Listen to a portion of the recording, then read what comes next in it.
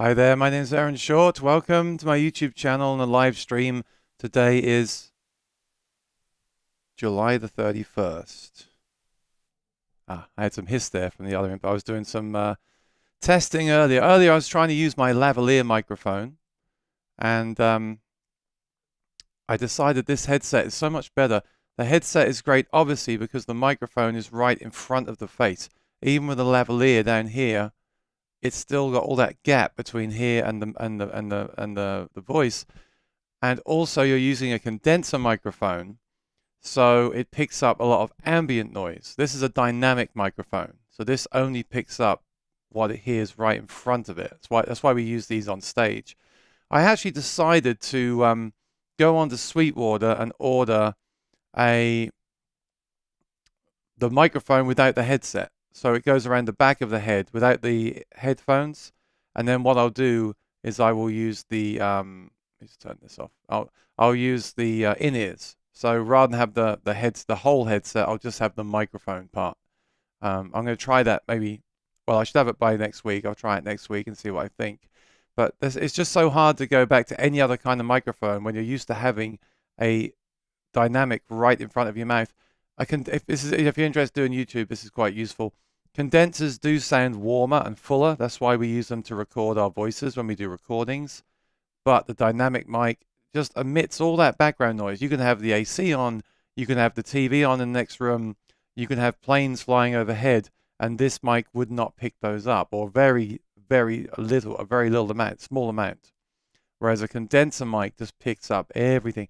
When I used to use the shotgun mic above me back in the lockdown days, when we first did these live streams, it was crazy because I could even hear the neighbor's television because it was that sensitive to pick up everything.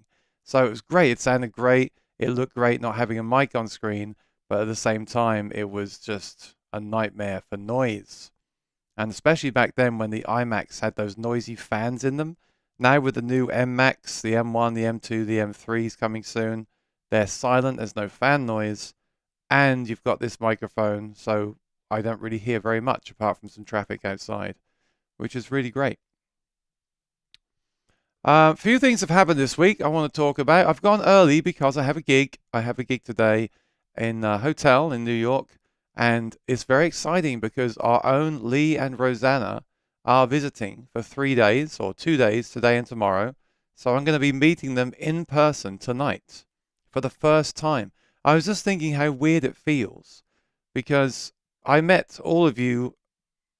Well, not all of you, but I met most of you in the chat and who's been on my channel the last few years in the lockdown. I was doing videos before the lockdown. I never did a live stream. I didn't know what a live stream really was, didn't really understand it. Some of my friends were doing them. And then when we went into lockdown as a performer, I just didn't know what to do. So I started going live and doing more videos. And this software that I use to go live really is great. It's called Ecamm Live. And if you have a Mac, I really recommend it. The downside is there's a charge to it. I used to use OBS, which is free. If you want to stream, you can just stream from your phone right now on YouTube or Facebook or Instagram using the app on the phone. Or you can get this software called OBS and make more of a studio for your stream. So it's a bit more official and have the graphics and transitions and things like that. If you use a Mac, this Ecamm Live software is great because it's so simple. And I'm actually running the beta right now. This is the beta, and it's got a really cool feature. I didn't really understand what this feature was for. So over here, right, you see my fingers gone blurry? Right, there's an AC there. So check this out. I'll give my secret away because I'm just really impressed. I just figured this out. So they've made these effects. So I thought these effects were so you could make yourself look blurry or make yourself look like a comic book or weird effects like that, which are fun, right? They're always fun.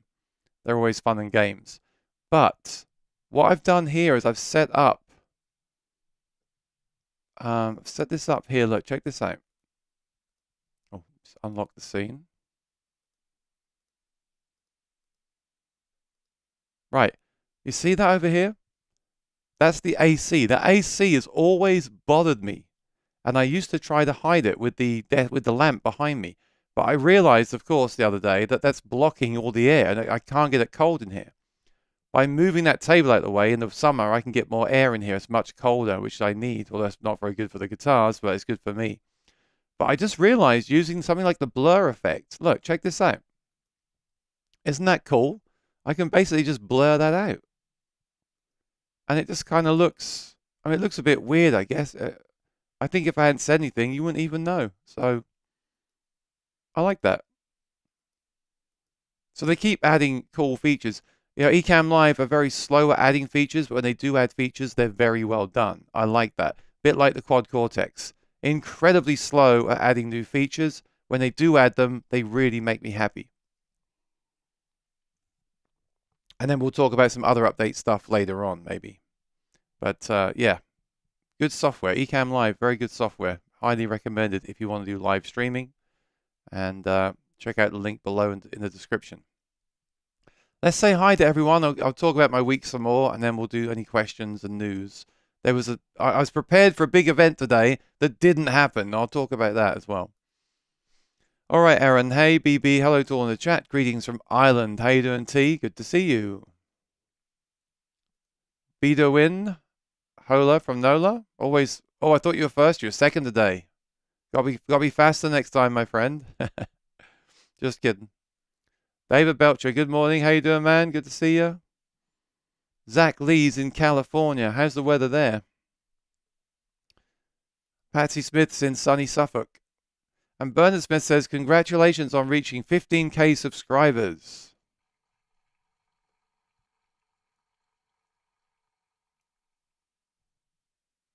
That was loud. Maybe I shouldn't be running the beta. Yes, I hit that 2 days ago. It went to 15, then someone unsubscribed. It went back down to 14,999, and I woke up the next day, went up to 1502, and now I'm at 15,009. So that's great. Next goal is 20. I didn't post about it on social or anything. You know, subscribers mean nothing on YouTube because I don't have. You would think a subscriber would then watch every video, right? That's like when you subscribe to a magazine, you get every magazine. On YouTube, it means they subscribe to you and they might get shown your videos. Doesn't mean they'll watch them. And in fact, often they don't get shown the videos either unless you opt to be notified of when a video is posted. So the whole subscriber thing on YouTube's a bit misleading in a way. I use it as a milestone because obviously it does reflect how long you've been making videos, because the more videos you make, you tend to pick up a few subscribers from each video. So to me, it's more of this representation of the fact that I've been doing this now since, what, 2018? 5 years, I suppose. So yeah, onwards and upwards with that, but thank you very much. Alan's in the Baltic coast. Mark says it's dinner time. Oh, don't make me hungry, Mark. Don't say that. Germany, awesome. A boom mic. Now, see, the great thing with the headset mic is wherever you move, the sound remains the same. With any other kind of microphone on a stand, you've got to stay in the same place. So, and my hair's bothering me, excuse me. I'm glad Poo Ninja didn't see that. This is amazing because wherever I go, if I go back here, make sure there's no guitars behind me. If I go back here, I sound exactly the same, right? If I move over here, I sound the same. Everywhere I go, I sound the same. If it was a boom microphone on a stand, oh, sorry, you mean the one I used to have? Yeah, it was a shotgun mic, Sennheiser. I should probably sell that. I bought that in a lockdown. Sennheiser on a stand, and it was very good. Yeah, if I moved to the side, it would lose volume. So the great thing about this headset is it doesn't sound, like I said, it doesn't sound as good as a dedicated Neumann U87 or whatever, but it's consistent. That's why I like it. It's very consistent and it's very clear and it emits the background sound. So if I need to turn the AC on a bit, I can do that. It won't be too much of a problem. David Heidelberg, I don't have much time. Dentist for a crown at 2 and band practice tonight, but have a great day. How are you going to get a crown at 2 o'clock and then go to band practice? Is that possible? My Rick Turner guitars are getting so valuable that I'm afraid to gig them anymore. My green one would cost $5,500 to replace now. I took my cheap old Crafter to my weekend gigs. Worked great. Yeah, but we only live once, don't we, David? Shouldn't we use this stuff while we can? I feel the same. I kind of have guitars. Okay, the guitar behind me, I won't take to a gig. I'm going to keep that here and keep it nice and use it at home for playing through the Quad Cortex. The guitar I take to my gigs is the Angel 2 that I've had now for over a year, and it is showing dings and wear and dents and whatever, and a lot of fret wear too, because I'm playing it all the time. I have to figure that out. But that has become my gig guitar. So I understand what you're saying, but I also always tell myself that I should enjoy what I have and not just leave it in its case. Here's a quote from David Heidelberg. Quad Cortex, what a joke. I need to get a voice changer for viewers' comments. Quad Cortex, what a joke. They're incompetent and prove it often. So the thing with Quad Cortex is I give them a pass because I like the form factor, I like the product, and I've actually, this leads me on to what happened today. today JBL have released an update for their app, and I have seen it in action. It is better. So credit where it's due. It's better. It's got buttons now to change the slider, so you haven't got to use your finger. But it's still got a few things I could remark, like it goes in increments of 2 and not increments of 1. The interface is obscured by my iPhone, the latest iPhone with the new dynamic island that blocks the text. There was something else as well. There are still some graphical glitchy things in the interface. So it works a lot better, and it's getting better, as most products do. Don't get me wrong, most products where you complain about firmware don't just suddenly stop supporting them, and you get stuck with this thing that doesn't work right. That happens very rarely. Most products do get improved over time. But my question is, how long are you willing to wait? I personally find the 2 years that's taken JBL to get to this point, and oh yes, right. When you use the slider at the bottom of the screen, the interface is such on the iPhone, that it'll switch apps. You see, this shouldn't be happening. After 2 years, no, and okay, I don't make products. I couldn't do any better. I'm not being rude, but this shouldn't be happening. This is stuff that people are spending money on. I'm very passionate about that. Someone gave me a bit of a hard time today about what I said in that video. They said theirs works perfectly. Well, with all due respect, no, it doesn't. I had them. I had them here. I had the latest update. It did not work perfectly. Here's one thing that's bothering me lately. Why are people so insistent on supporting products? Why are people so... People talk about products like it's their son or something. Do you know what I mean? So with the Quad Cortex, I'm very frustrated. They showed the editor a few months ago. We don't have it. They mentioned this new update a few months ago with new amps in it. We don't have it. I'm very frustrated, but here's the thing, how I feel about it. The product is great. And the product, as it is right now next to me, works, right? It's not buggy. It does the job. It doesn't do what was advertised, which is bad of them. If they just hadn't said those things, if they hadn't made those promises in the beginning, then, as a product, it's great. I have more of an issue with something like the JBL, which is buggy. I don't think there should be any bugs. The EV stuff has no bugs. Actually, I found a bug in the Bose app last week. The volume was moving around, and I did tell them about that. But I don't think they knew about that. There's apps that come out ready to go. Like the great example is the LR Bags VoicePrint DI. Now, I don't use that much lately. I say anymore lately. But the app is the best app of any app for a musical product. It's incredible. It looks great, it works great, and it worked great from day one. So there's no excuse why you should buy a product now and the app doesn't work from day one, look great, and operate great. There is no excuse. So, and yes, I do wish the Quad Cortex had an app, but they never promised that. That's the problem. When you promise something and you don't deliver it, or you deliver it and it doesn't work, that's what I have a problem with. If I buy something, like if I buy the Quad Cortex and I need it to do a certain job and it does that job, I'm okay with that. That's what it does now. It does a lot of great things. It does them very well. So I'm okay with it. I'm frustrated that they're not doing more because it'd be nice to have more, but they haven't annoyed me in the sense of I buy a product and it doesn't work very well or it frustrates me. That's where I have a problem. Good, I got that out of the way now, so we can move on. That's David talking about Quad Cortex again.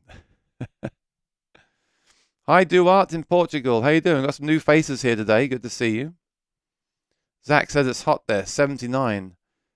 79 and sunny is great. 90 and 95 and sunny is not great.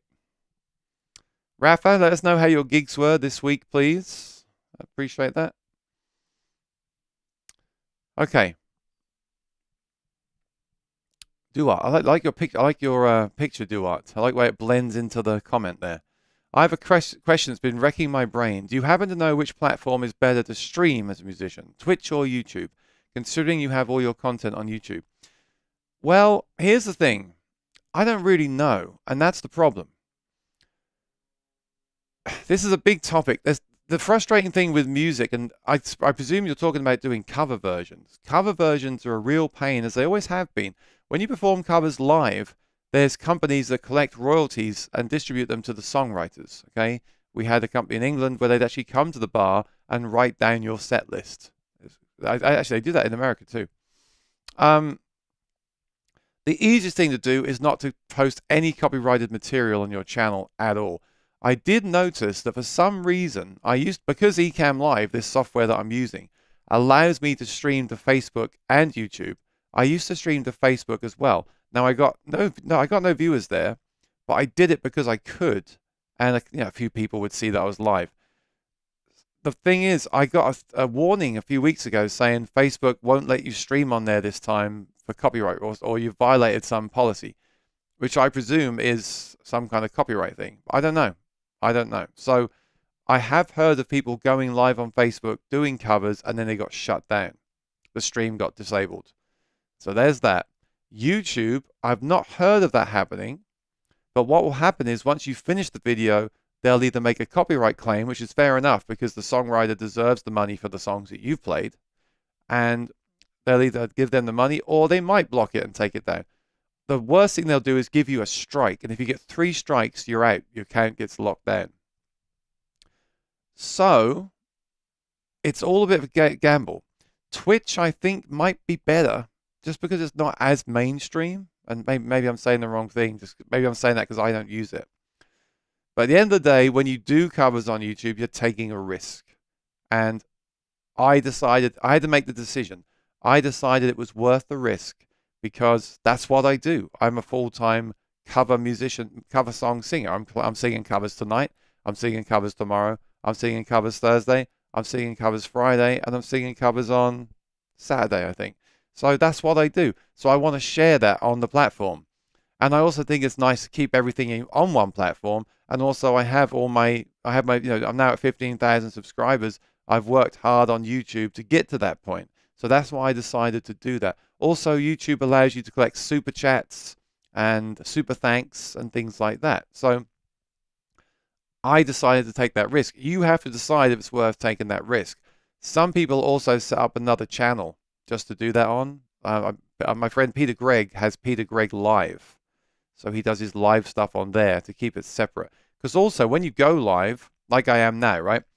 If I posted a video today about the Quad Cortex, say there was a new firmware release, or say there was a John Mayer guitar today, and I made that video, I know those topics get thousands of views, right? Usually. So that's a great thing because you get the thousands of views, and YouTube pushes you to the rest of the people because it sees you're doing well. When you go live and get 20, 30 people like I do, the problem with that is it affects your stats. So that's another reason why people have a separate channel for that stuff, or just to mess around on, try things out on. Or I guess you could go onto Twitch as well. Maybe I should try Twitch. I never tried it. I always think it's more for video games, but people do play guitar there too. The great thing with Ecamm Live, this software, is I can just make the stream however I want it, and I can stream it anywhere I want. I can stream it to Twitch or Facebook or YouTube. So I might try doing a live concert on Twitch. You gave me an idea there. Thank you. But yeah, whenever you do anything copyrighted, you're always taking a risk. I just hope if it ever happens to me that I get a strike, I can just delete that video and then the strike goes away after 30 days. So it all seems very unfair. I wish they could figure out a surefire solution to what is allowed and what is not. It's all a bit of a gray area at the moment, which is annoying, to be honest. But yeah, the thing about the Quad Cortex is I love the form factor. I love the sounds. I love all that stuff. Thanks for subscribing, Duart. Appreciate that. I won't play these sound effects today because the beta version seems to have made everything louder. I don't want to kill your ears. I think I'll switch back to the regular version. But this is great. I love what they're doing. This Ecamm is getting better. There you go. You see, some companies just slowly get better, and they do it well as they go. Some companies rush and create more problems, and some companies just I don't know. Let's move on. Duart's in Portugal. I'm probably saying your name wrong. I apologize if that is your name. I've gone right back in my chat here. Hang on. Yes, this is what I was just thinking today. Why are people so quick to defend and make excuses for these companies who fail to deliver? You see, in my JBL video, I'm not trying to be dramatic and get clicks. I'm not trying to be hateful. I'm simply trying. Well, there's two reasons I made that video about the JBL situation. First of all, I had gone on my channel and said, here's a new speaker and you should check it out. It's really cool.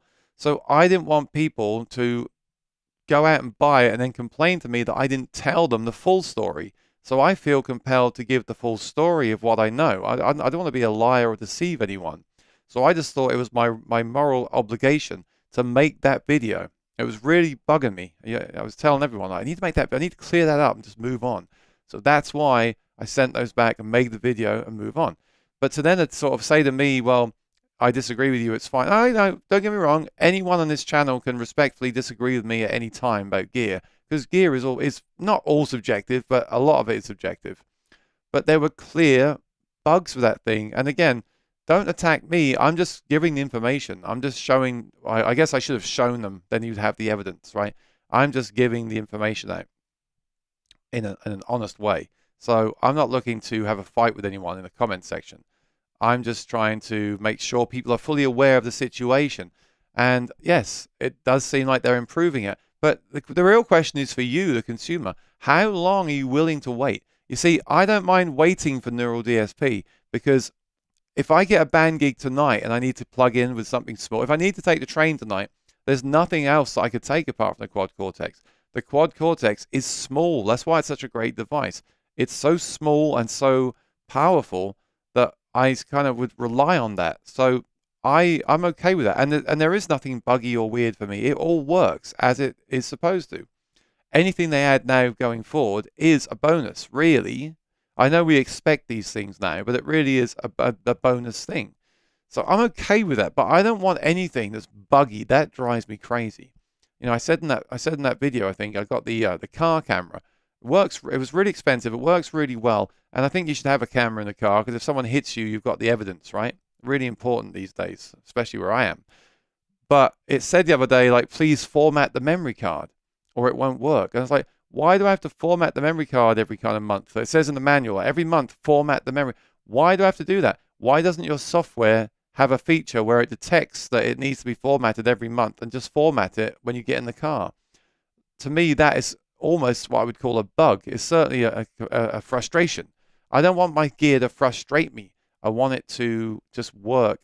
So I don't care about all the other, they could add new features to that camera. It'd be great. They could do a new app and new features. I just want it to work as what I've paid for. I just want to work in the way that it's supposed to. That's all. That's it. And then the other features they add are all a bonus, right? But I agree, that drives me crazy when people kind of join the fan club when they buy a piece of gear. I don't understand it.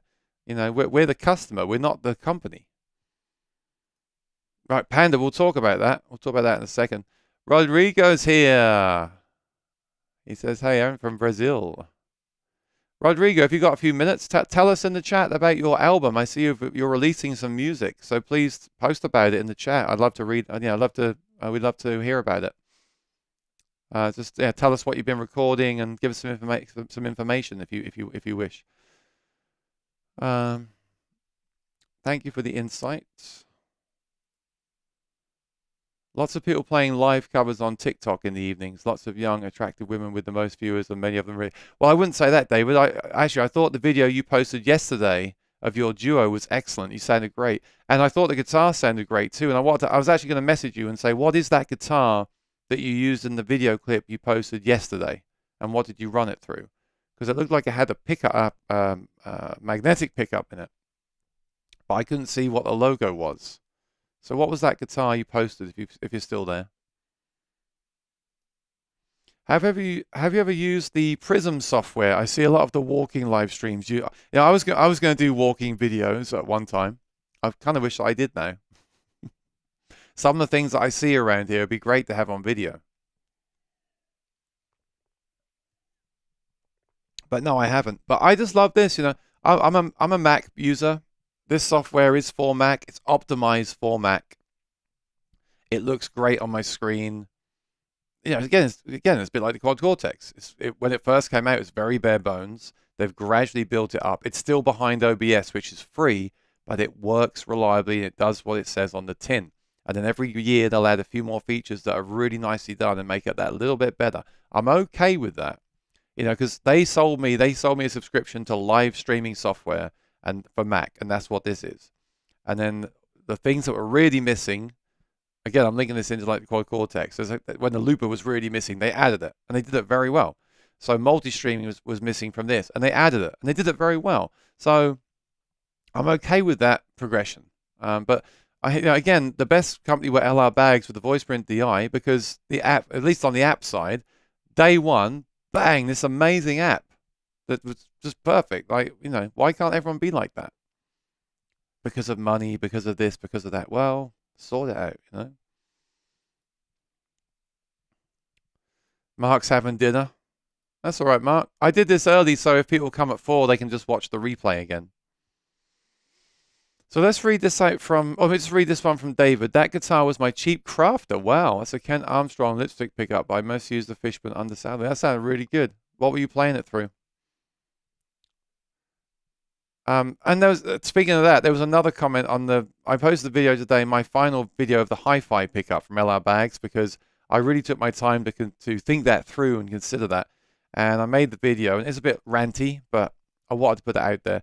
And someone said, there's this whole debate on these, or I've been reading other people's videos and my videos, there's a whole debate about, should you demo a pickup straight into the interface, or should you demo a pickup through a speaker?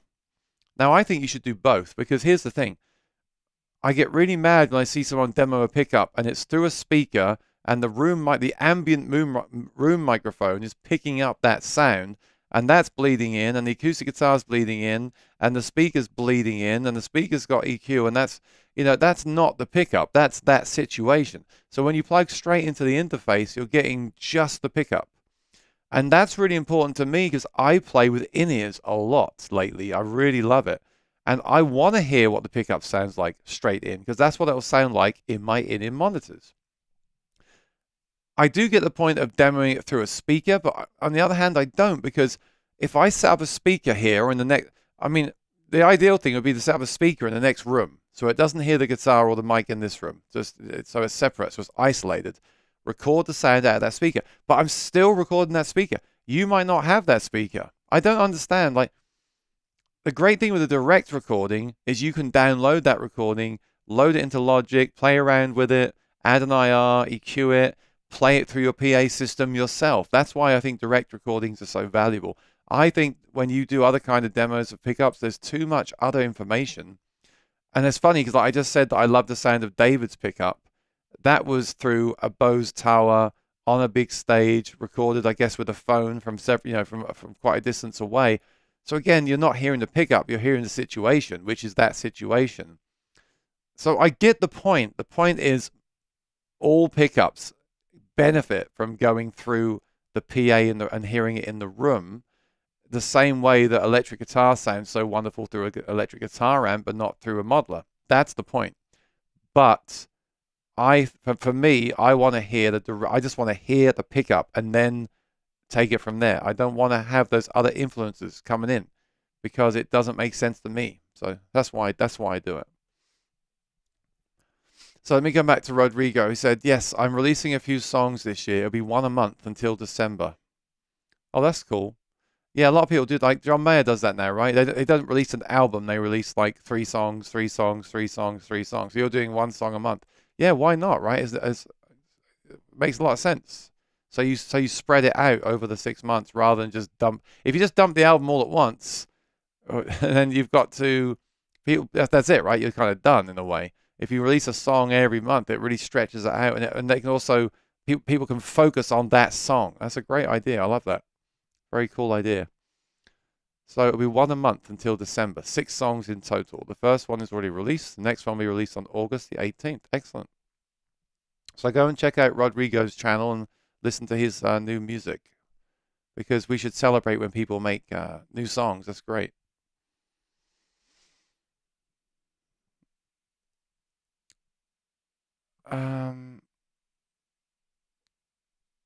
You might answer me this. Why do all the T's get highlighted in the chat? The T's? What do you mean?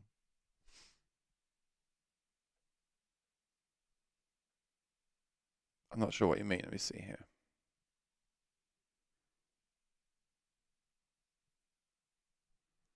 Not sure what you mean. Can you explain further, please? The Harley Benton Nashville steel looks just like the craft of a different headstock and different preamp. I mean, those Harley Bentons are great guitars for the money. I don't like that phrase, but it's true. Do you ever get this is a great question. Let's talk about this for a bit. And the John Mayer thing I'll talk about at the end because that's interesting. But needless to say, I don't believe anything's happened today regarding that. But basically, I heard that it was dropping today, and I got up early and got dressed and cleaned the room, ready to go to make a video and react. I want to do a reaction to it because it looks so kind of that new finish is kind of weird, right? The kind of gray burst. So I wanted to do a live reaction to the price and the look and the specs. And alas, it didn't drop. I think it's going to drop the end of the month, from what I've heard. But anyway, I guess I haven't got to talk about that now. We're done with that. So yeah, that was a big non-event today, but it's still coming. I've heard that people have seen it. I've heard it's coming at the end, or the 45 is coming at the end of this month. And at the end of the day, it's a good thing for me because if I'm going to buy the 45, I have to sell about 10 guitars to do it. So I have time to sell 10 guitars to buy the 45. But I don't know if I'm going to do that or not. So this is a great question from Mark Smith. Do you get nervous before a gig? I'll tell you my story, and then I'll tell excuse me. I'll tell you my story, and then I'll tell you, I'll give some. I'll try to give advice, but I'll just tell you my story. So I started off when I was young playing the piano, and I used to get really, really, really nervous. I remember. So when we do these school concerts, I remember just it's horrible. They'd call you up, and you'd have your music, and you put it on the piano.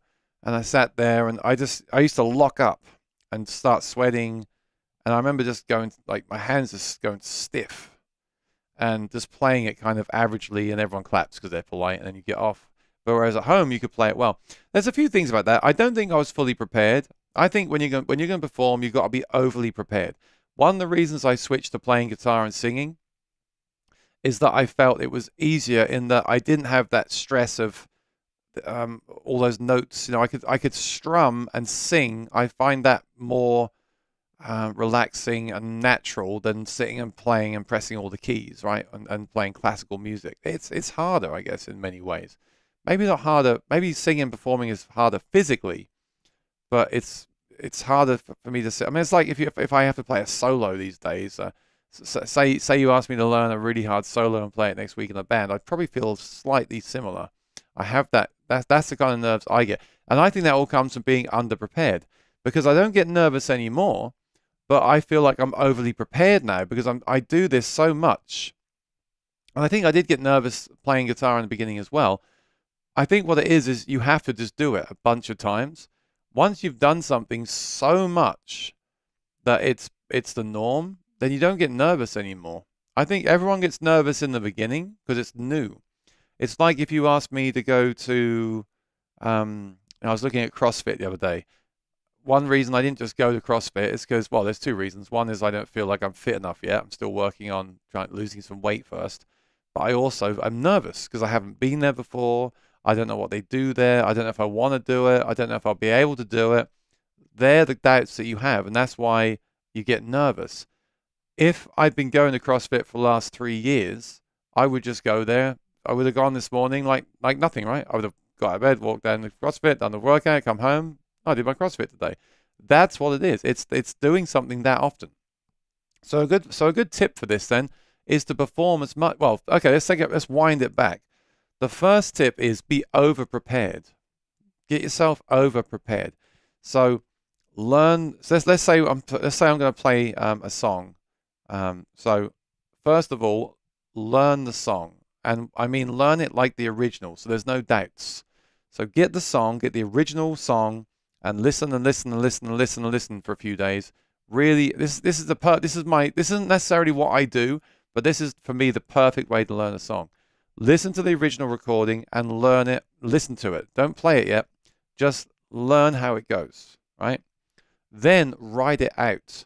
So find the words, put them into OnSong or whatever you use, and check that they're right against the song. Okay. So I'm just making sure everything's okay in the chat. So that's the first thing, preparation. And then what I also do these days now is I figure out the tempo as well. So the exact tempo of the original, put that on OnSong as well, because OnSong will let you play a click while you play the song. Then get the music, go on YouTube, watch how people play it, get the chords, make sure the chords are correct, play the guitar, get the guitar down, get it down 100 so you can play it so it's easy, so you can play it easily. And obviously I start with easy songs if I'm doing this, because they won't take as long. Then put them together, play at home, record it, make sure you're in time, make sure you listen back, are you happy with it? And just get it so you can then just pick up the guitar the next day and play it, or next week, or next month, or whatever, and just play it. It's got to be it's got to be in you, you know, you can't be thinking. The problem is when you're on stage and you've got to think about something, that's an opportunity to get nervous. So being overly prepared is the best way to not get nervous. The next thing is the whole element of performance and being comfortable standing in front of strangers and talking to them and dealing with situations that happen at a gig as well. So for that's just doing it. So that's why open mics and jam nights and things like that are so invaluable, and why they mustn't go away. Because when I was a teenager, I went to open mic every week. I was always there. I got up and I played. I went to songwriters night. I got up and I played. And there was a local competition. I went and I played. You know, I wasn't very good, but I just kept playing and playing and playing. Then the radio invited me on, so I played on the radio, and that was really stressful because you get one shot and you're being recorded. But you just do it, and then you get better and better and better, and then you realize that some days, well, I won't be so good. Some days I might do a gig and think I didn't play very well today. The other night I was playing a few nights ago, and I just felt like I wasn't playing my best when I was taking my solos. You got to just get the situation where you can just let that go. Well, I'm having an off night. Why let it ruin the whole gig? You know, I'll make up for it in other areas that excel that night. So being overly prepared and understanding that things will go wrong as well, and not getting stressed about it is really the biggest thing. So yeah, for me, it's all that preparation. And there's other things you can do to prepare as well, like getting enough sleep, eating the right food, drinking enough water, having the right equipment that you rely on and you can trust. I'm going to put the AC on because it's getting really hot in here. 1 second.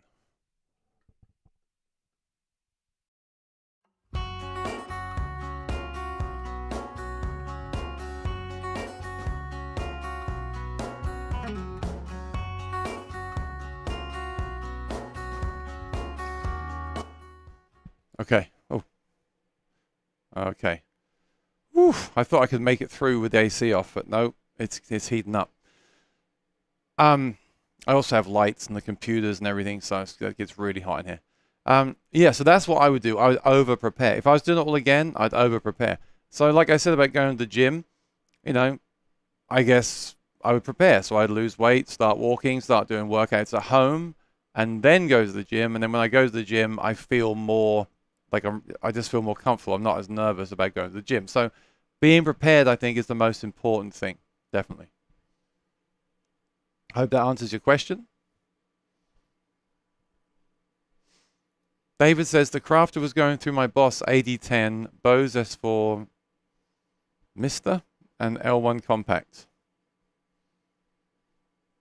Yeah, it sounded great, but like I was saying earlier, when you hear these phone recordings at the gig, they always sound different to the direct recording as you expect them to, right?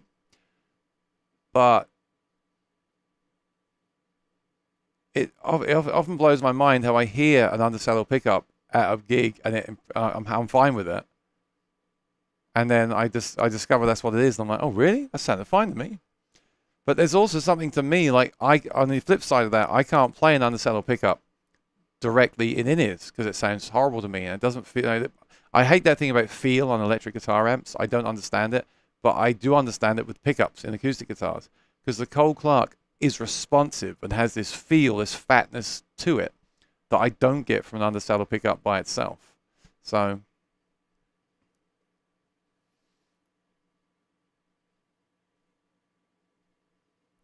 yeah, I agree, Rodrigo. It keeps people interested for longer. Yeah, spread it out. Don't give them everything at once.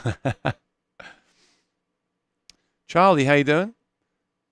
I've recently started live streaming on YouTube via OBS. I've had no problems so far with copyright, but fingerstyle guitar covers with my originals too. Yeah, you might be easier with fingerstyle guitar. Like if you're singing the melody maybe, and if it's more kind of bare bones because you're singing the melody and strumming chords. Maybe the algorithm picks it up more than if you're playing more kind of like decorated fingerstyle arrangements. I don't know. I'm just guessing. But then to say that, knock on wood, I didn't get strikes either. All the while I did my Sunday concerts, I didn't get strikes, and they're still up. But I was ready to take them down if I did, because I don't want to lose my channel. And I don't make money from those videos anyway because they're all claimed by the original songwriters. So yeah, I really hope they figure that out. They need to give us an actual policy of like, this is what you can do, and this is what you can't do.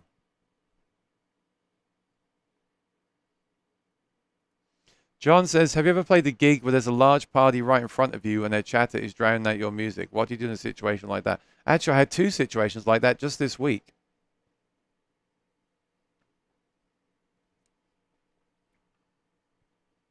So this is hilarious that David Eidelberg posts, hit that button and subscribe. Thanks, man. But YouTube blocked your comment. Like, why would you block that? I'm going to show it. We don't have our moderators today, so I'm doing everything myself.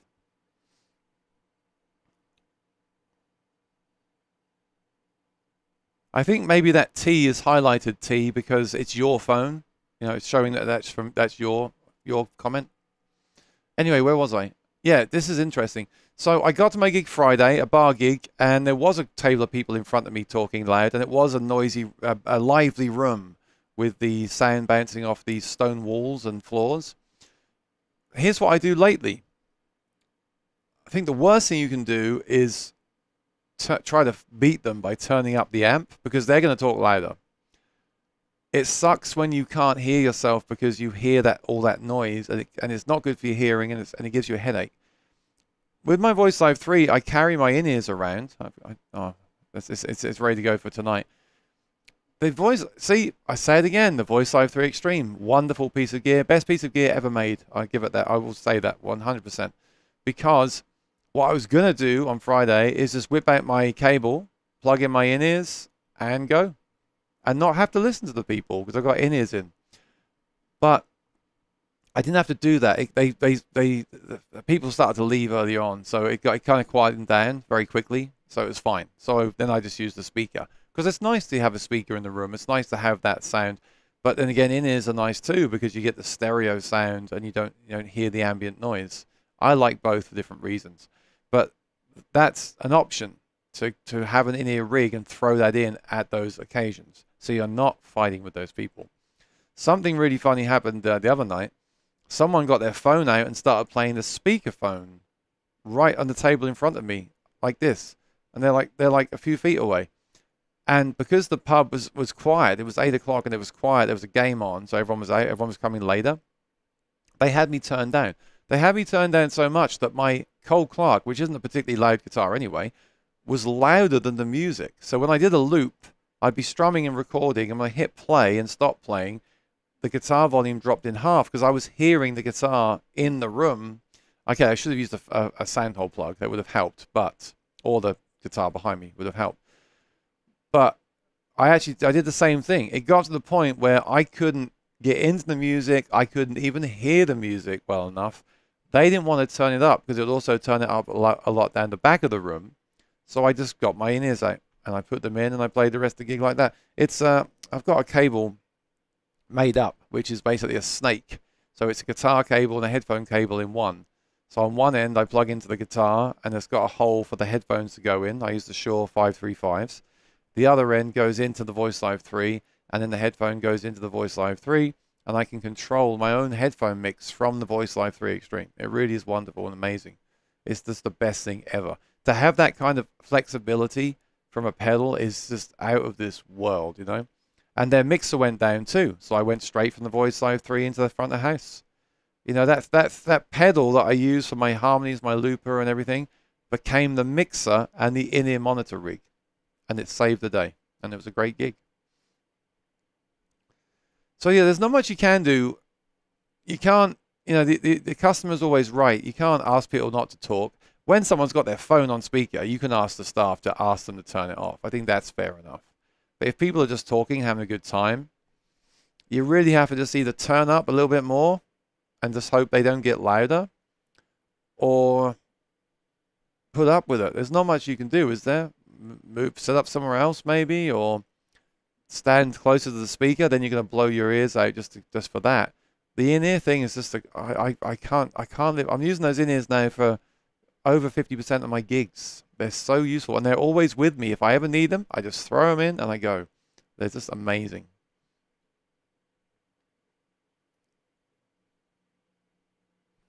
I'm not sure, T. That's a mystery to me. I can't help you, I'm afraid. And the others are saying it's not happening. I've got my phone open here. It's not happening here either. David says, I only get nervous if I'm playing with musicians I know who are really out of my league. It's happened to me a few times. But oh, you're so modest, David. I've only played with musicians way out of my league a few times in my life.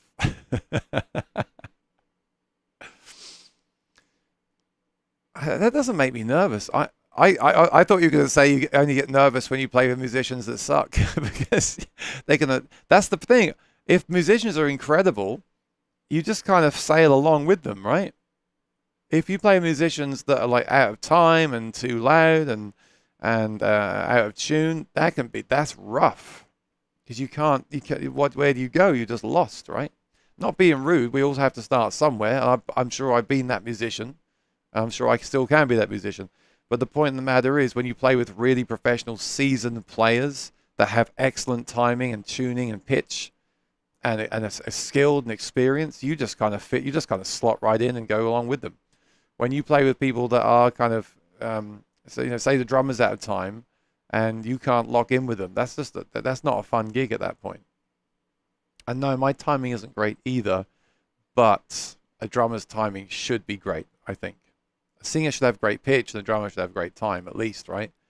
But I've been working on my timing because, again, those in-ears I mentioned allow me to run a click track as well from the Voice Live 3. So some of my gigs now I'm actually playing to a click in my in-ears. It's really cool.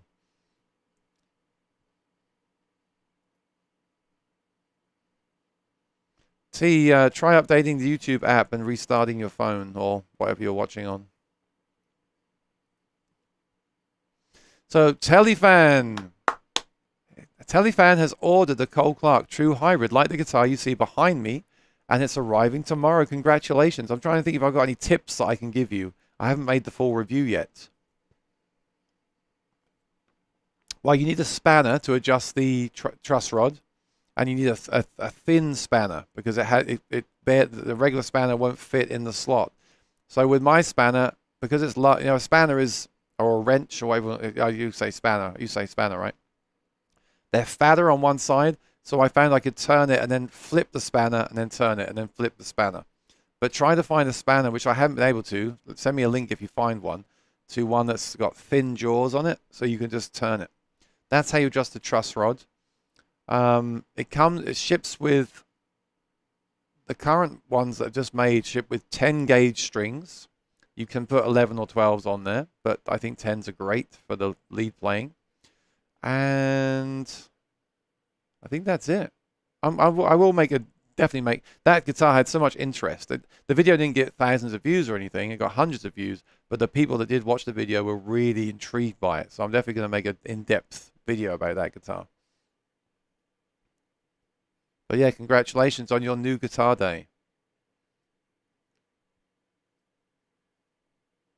Mark Smith says, thanks, Aaron. I'm doing regular open mic. Yeah, just do them all the time.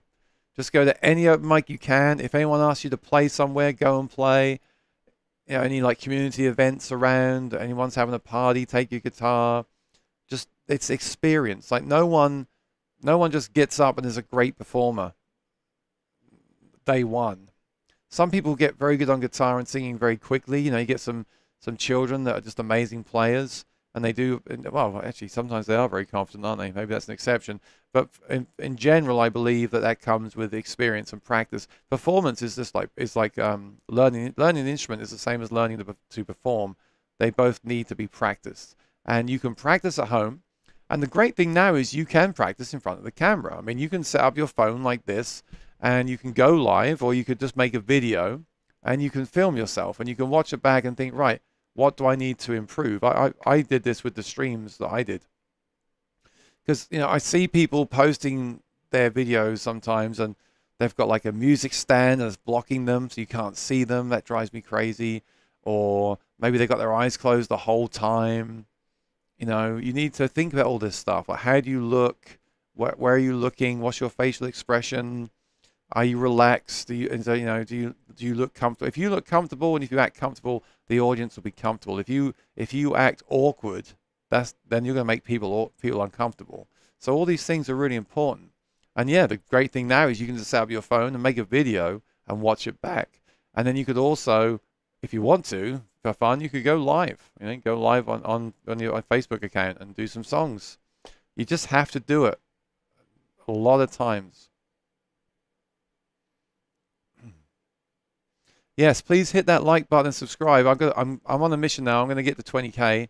It was a long road to 15K, and I've still got all those videos that I never made, and I'm feeling I've got the fire again. I'm going to start chucking some videos up. I got the bags one done yesterday because I promised that I would last Monday, so I had to fulfill my promise. Usually when I say I'll do a video, I don't do it. But I also want to sell that guitar. So I've got to review the guitar, and I've got to compare the guitar, and I want to talk about the streaky fretboard, and then I can sell it. So I have a reason. Or actually, most of the stuff that you'll be seeing in my videos is stuff that I've sold or will be selling. So I'm just going to start throwing them up there. What was the name of the in-ears? The in-ears are, I'll show you.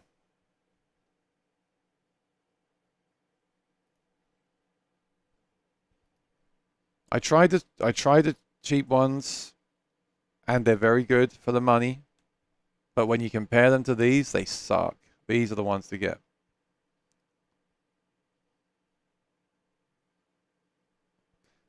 Shure SE535, as recommended by my friend Johan. He was right. On this one occasion, he was right. These are excellent. Now, he's right about some things, not everything. He's not right about the K&K, but he's right about these. So, this is what I use. They're great.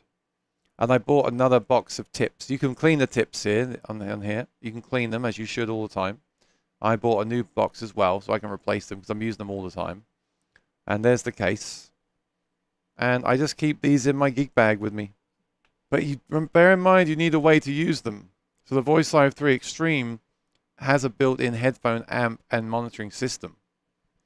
So that's why it's so cool. But that thing's still sold out. I'm hearing there are more coming. I think they're redesigning some of the parts because of the parts shortage. I think that's the slowdown.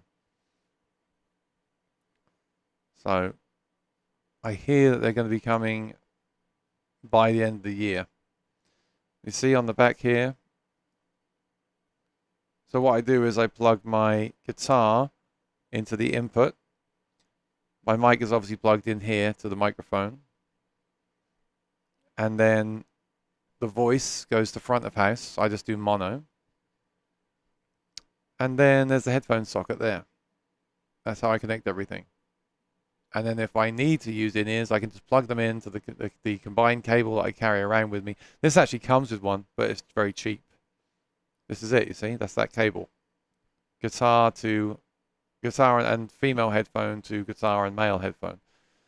And if you always use that cable, you can just plug them in when you need them and go. You're all ready to go. You haven't got to think about anything. It's just fantastic. Everything I'm showing you is out of stock.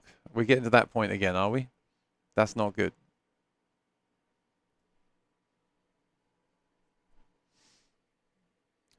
So, that's those. Mark, any recommendations for a gig bag for true hybrid? I hate a hard case. Yeah, it comes with a hard case. I don't know. That's a great question. I don't plan on gigging mine anytime soon, so I haven't looked into it. Mine is my day-to-day guitar now. That's why it's hanging up, and I just have the hard case to put it in. I would measure it and look for one. If you find one, again, let me know. But what I would do is just get a gig bag. I love the Meridian gig bag. I could use that for that guitar. It'd be fine. Just a really padded gig bag, or like a mono gig bag that's made for an OM guitar, because that's basically an OM but thinner. Is it thinner? No, don't quote me on that. That's not an OM, but it's that kind of size, you know. So get the measurements, look up cases online, and see if you can find a gig bag. But I just use my Meridian. They don't make those anymore either. So annoying.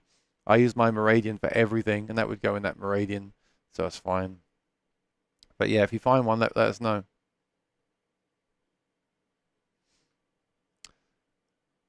Thinking of buying a guitar that comes with the Stage Pro Element to pick up in it.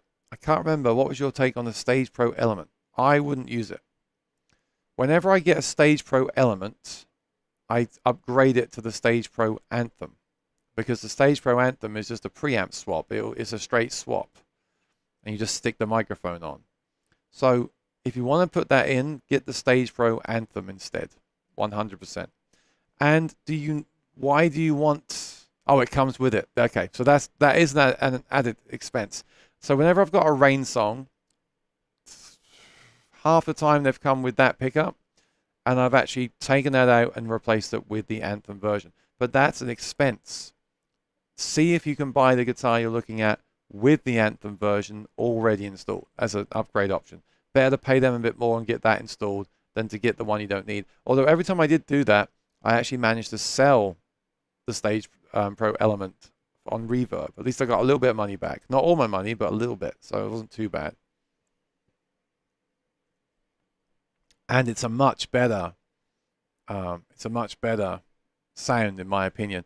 But the other thing is, do they make that guitar with no pickup? I noticed this week that Rainsong released a guitar with a sound port. I'd love to hear that.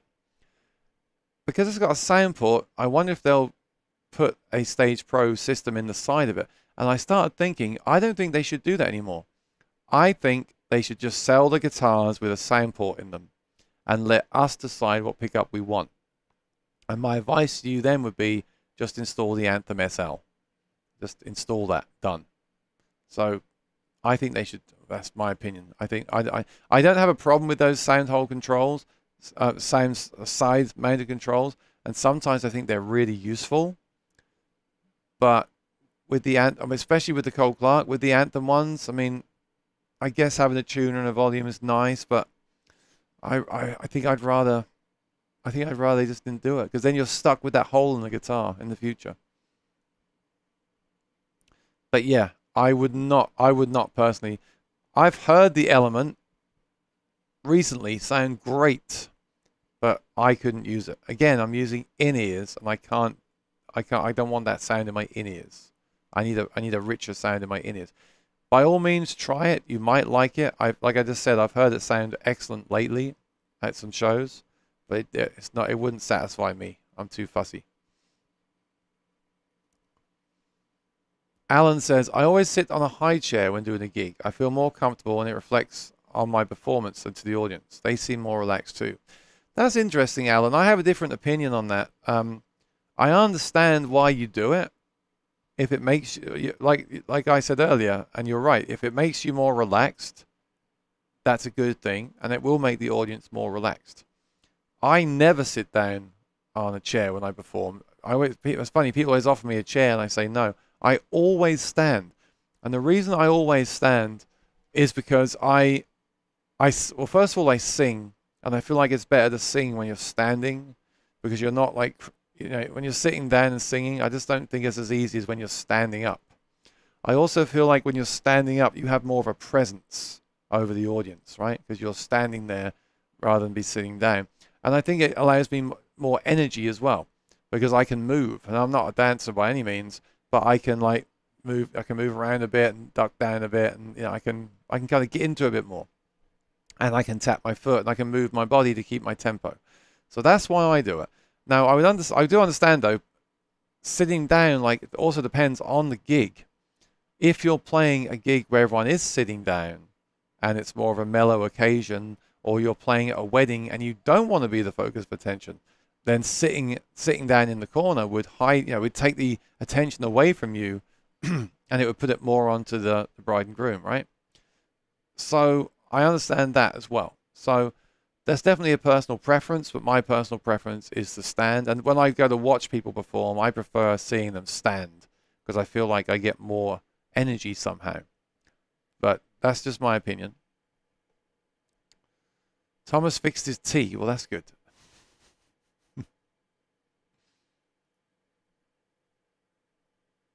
The other thing about sitting is if you use pedals, I find it much easier. I'm constantly using the Voice Live 3 buttons. I'm constantly tapping the tempo, going into the looper, recording, deleting, boosting the volume, adding the harmony, adding the delay, and that's a lot of footwork. So I find that much easier standing up than if I was sitting down. I don't think I could even do it sitting down. So a lot of it does depend on the kind of gigs you're doing and the kind of equipment that you're using, as well as how comfortable it makes you feel. So yeah, I was disappointed today. I got up early. I heard someone said the new John Mayer guitars have been announced today. A dealer told a customer. So I got up early. I've actually been waking up early lately anyway, which is great. But I did get up early and I got dressed and everything. I thought, great, they're going to announce the guitars and I can make the video and it'll get thousands of views. And then, of course, they didn't announce the guitars today. Unless they're going to announce them at 3 o'clock or something. And like I said, looking back, I've heard end of this month. John Mayer goes on tour next month. It makes a lot of sense for them to release them at the end of the month so he can show them just before he goes on tour. That's what's going to happen. Or I might be wrong. They might have been wrong.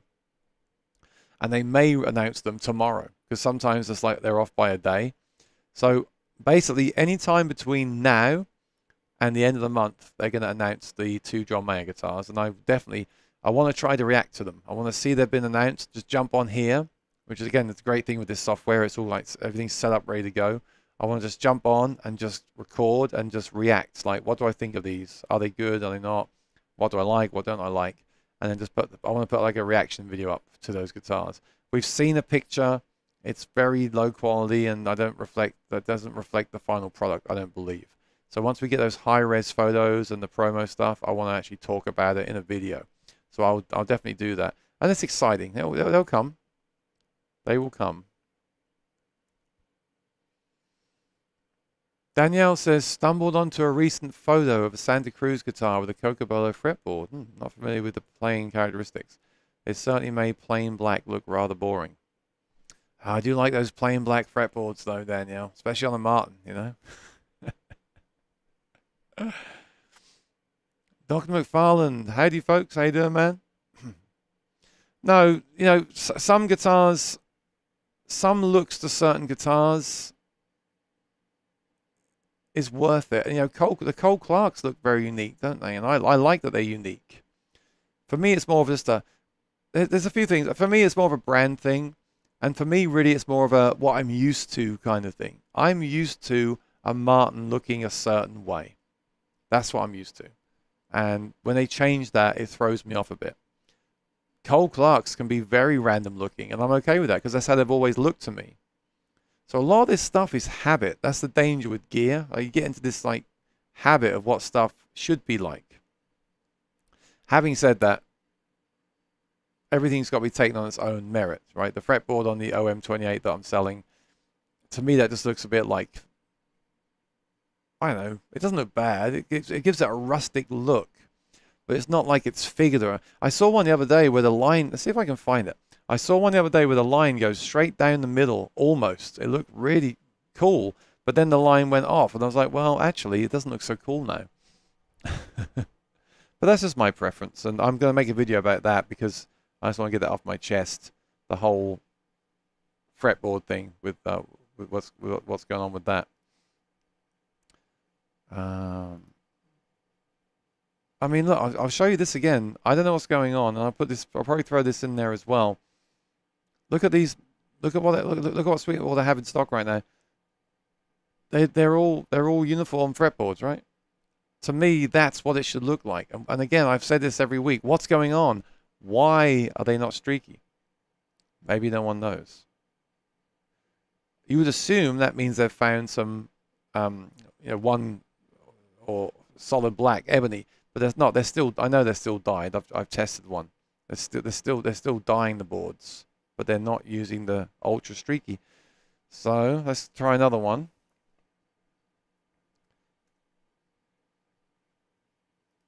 I probably won't find it now. I saw it the other day and it looked really, really kind of crazy. But I forgot which guitar it was. Same thing, you see? Look at that. There's no streaks there. That's 8 guitars with no streaks. Let's try it. Give me another model that I don't often look up. D28? Now this is it. This is it. I found it.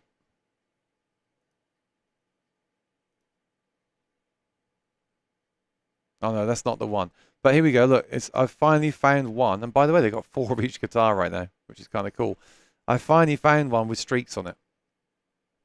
There you go. So it's not that they're not using that. It's not that they're not. It's not that they've gone back to dyeing, staining anymore, because there's one with a streak on it. So I don't know, but it's very important to see the pictures and then make the decision based on weight. I saw something else the other day. They got 4 OMJMs in stock, which they do again. They sold one. They've got 4 again. One of these that said weighed. Oh, they've corrected it. It said one of these weighed 3 pounds. That's like 1.5 pounds lighter than they normally are. But they've fixed that now. That was obviously a mistake. But you see, even on here, look how the tops differ. Like this top is much more golden. This one's more white. You see that? These all have the black fretboards because they're the expensive special editions. D18.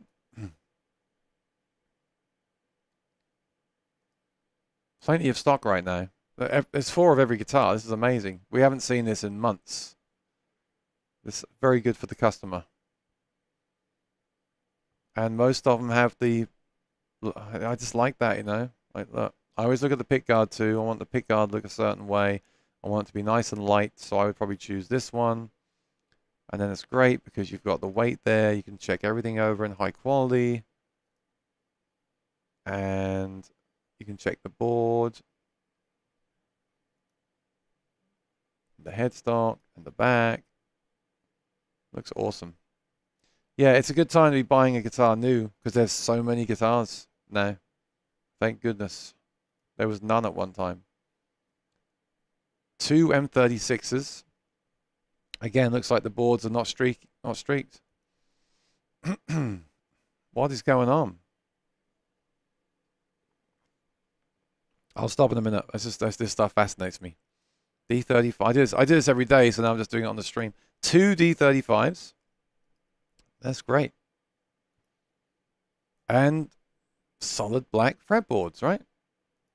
I don't know what's going on. I don't know. Is that everything? I bet they haven't got an HD. If they got an HD35, I'll be really impressed. No HD35. Okay. That's a pretty rare one. Yeah, so again, I don't know what's going on with that, but yeah. It will reveal itself at some point. For me, that's the look that I like on those guitars. Like when the Acoustasonic came out, had the streaky ebony, I was okay with that because Acoustasonic is a modern guitar and that has kind of a modern look to it. But I just like my Martins to be traditional. But is that because I'm used to it? Yes, probably. It probably is. Thomas said, try the 0028. Okay.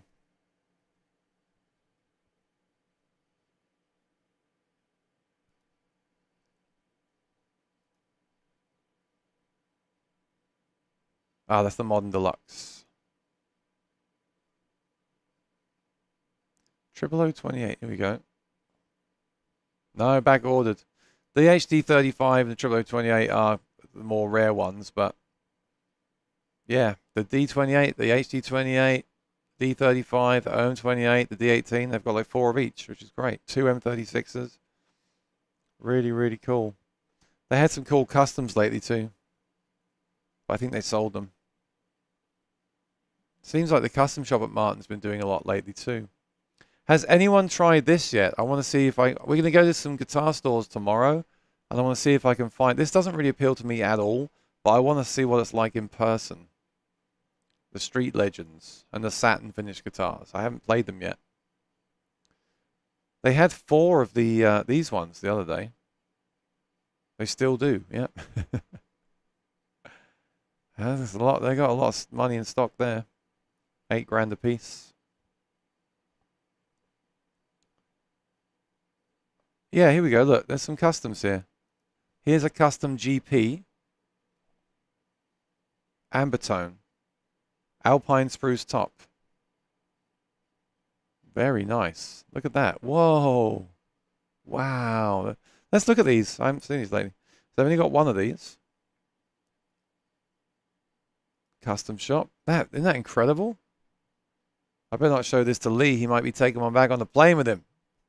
Look at the headstock. Look at that. That's nice. And that neck looks super satin. You see, this is what I'm looking for. I mean, okay, but then again, you could say that's not traditional either. That's kind of modern looking, maybe, right? Nah, it's not quite the same. This comes with the Anthem installed. That's a cool guitar. Yep, and it's got the abalone rosette. It's a lot of money, but it's nice. Now, I saw some other ones here too. GP18. I haven't seen one of these in a long time. I wonder why they got these. I thought the custom shop was really busy building Super Ds and the John Mayer guitars, but it turns out they've got some time to do all this. Look at that. That's nice too. That's all mahogany. I never played an all mahogany. That's a GP. Very nice. Any more? The Street Legend. Yeah, highly flamed Koa. So they got 4 customs. Wow. Whoa, $10,500. What is it? 00041. There you go. So you're paying for the extra abalone inlay around the sides there. I mean, yeah, I mean, you know, in a funny way that reminds me of my Cole Clark, you know? Because that's what they're doing. They're using Australian blackwood and woods that are similar to Koa, basically. And this guitar is Koa, so there you go. But obviously this is made at Martin, and, you know, I don't know, actually. I don't know. I really like my Cole Clark. So if I was going to buy something looking like this, I'd rather get a Cole Clark myself. If I'm going to buy a Martin custom, I kind of want it to be more like a... Oh, there's another one here, Cocobolo D41. See, I'd rather have it like this. So you got more of a traditional look, all traditional, and then the back. That's cool, isn't it? Holy moly, look at that. That's like artwork. And the neck too, look. The neck has that on it too. That's amazing. Let me just see. Where's the... What is that? Cocobolo back and sides, mahogany neck and ebony fretboard. Aged toner. Spruce. That's just a spruce top. But that, I mean, have you ever seen a piece of wood that looks like that before? It's like an explosion. See, that's cool. That's still traditional enough, especially on the front. And then you flip it over, and you got that. But that's $10,500. So again, you're paying for that extra inlay, like those shapes. I can't think what those shapes are. Trapezoids. They are obviously extra labor. All the purfling around the, the inlay around the edges is all extra work. And then the question is, what are the other specs? Is that a standard series, or does it have like vintage style bracing? It has flame maple binding, a modified V-neck, but it has, oh, it has so what's classic Martin X bracing then? Oh, that's just X braced. It's not like a vintage style authentic bracing or anything like that. It's not even an Adirondack top. So I don't know. That seems like a lot of money, but that's because it's a 41. And that's like with the John Mayer guitars. Once you get to the 40, I mean, John Mayer's guitar is going to be an OM45. So you're basically paying for all that extra inlay work. That's the problem. And that's why we wish they just re-released the OM28 John Mayer, but they won't do that. All right, that's my guitar shopping for today. Don't worry, I'm not buying any. If you're going to buy one, use my link with Sweetwater. Appreciate it. Especially on that $10,000 guitar. Alan Coleman, I'm eyeing a Yamaha FGX3 right now. Something's keeping me back from pulling the trigger. It's the FG3 with the freeway pickup. So I've had two of those. I've had the FGX5, which had a dent in it, but I was able to play it for a few weeks before I returned it. Very good guitar. Didn't love the pick guard. It's got that texture to it, so it picked up noise from the pick. And I had the FGX3, which is the one made in China, I think. Just as good. Same wood, everything. Just as good guitar. Great guitar. Needed the setup, but many guitars do. You know, I say it every time. I'll say it again, Alan. Yamaha, best value for money in the world for guitars. Best quality compared to value. Their new three-way is basically a spin-off, in my opinion, of the Cole Clark. Not the same, but it's that kind of idea. Works great, sounds very good. Actually, that sounded very good with the Voice Print DI as well as the K&K. Someone asked me that on a post today. I just don't. I know. There's just something about it that I almost got another one because they are the reason they're great is that as a package for what you pay, the quality of that pickup that's all built into the guitar, and the quality of the acoustic sound and the quality of the build, you cannot beat it. But there's just something about it then that I just don't. I just don't want to play it. So I sold mine. I'm not going to get another one. I just, for whatever reason, just didn't. You know, I prefer the slightly smaller bodies as well, and that was a dreadnought. It had a bit of, you know, it's mahogany. It wasn't heavy. I don't know. I can't explain it. I want to make it clear that I think that probably is the best value guitar and sounding guitar for that price on the market. I just don't want to use one myself. I don't know why that is, and maybe you'll feel the same as me. I don't know, but you'll have to just get one and try it. So if you're in America and you can get one from Sweetwater, then definitely try one. They are very impressive, but you might want to get a really nice setup done on it to really know. Well, they're out of stock right now as well. FGX5. Yeah, I'm just going to show everyone on the screen what I'm saying here. So the FGX5 is made in Japan, $1,600, which is still a great deal for a guitar handmade in Japan. It's got this wooden pick guard, which actually looks great, but it does pick up some sound when you hit your pick on it. So I didn't like that. It comes with a hard case. The other one comes with a soft case. I'd rather have the soft case. So that's why I would recommend the other one. But if you really want the hard case, you really want to get the Japanese-made guitar, that's still a great deal, and that's why it's sold out. The FGX3, and by the way, the X means it's got a pickup. And that pickup is worth getting because you won't find the pickup much better on the aftermarket, maybe apart from the Anthem. It's really good. So it's got the smoother pick guard. It comes with a gig bag, which I prefer. And it does have lower, I don't want to say lower quality. It has different saddle and nuts. So there's a few small things that you might want to get changed at that point. Maybe just get the other one. So maybe do get the 5. You know, the guitar snob in me, if I was getting one again, would get the 5 maybe for that reason. And you could always change the pick guard if you wanted to. That is possible. Or just, you know, just get used to it. But they're both great guitars. They both sound great unplugged. They both sound great plugged in. But I'm at the stage these days where I just want the two things separate. I don't want a one thing does all because I can't find a one thing that does all that does it well enough. That's why lately I'd rather have a really nice Martin with no electronics. So it doesn't even cross my mind that there's any extra weight or impact to the sound of it unplugged. And I just have, you know, there's no chance of a wire rattling while I'm recording and playing at home. And then I have my Cole Clark, which is all about plugging in side controls, feedback resistant, expressive and powerful, battery active system, and they're just separate. And if I was going to have something in the middle, I would seriously consider that Yamaha. But I don't need that right now because I either do gigs or I play at home. I don't really do much in between that. So hope that makes sense. I don't really know how to answer your question.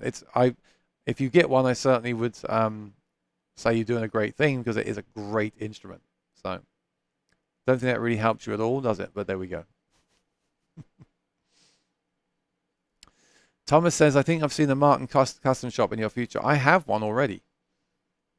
In fact, I have two. I've got one that you haven't seen, and I'll be making a video about that soon too. I got it last year though, and I haven't talked about it because it's got a cool story behind it, and I want to put that into a video, so I don't want to spoil it.